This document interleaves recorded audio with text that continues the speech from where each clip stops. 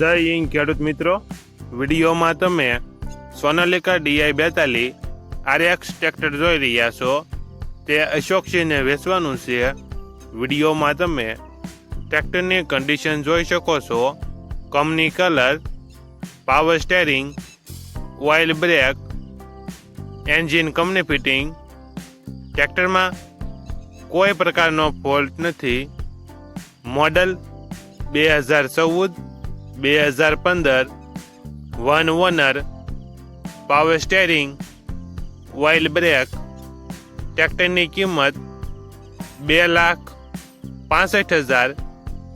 આ ટ્રેક્ટર તમને ક્યાં જોવા મળશે તેની વાત કરવામાં આવે તો જય ભવાની હોટલ, માધાપર ચોકડી, રાજકોટ જોવા મળશે.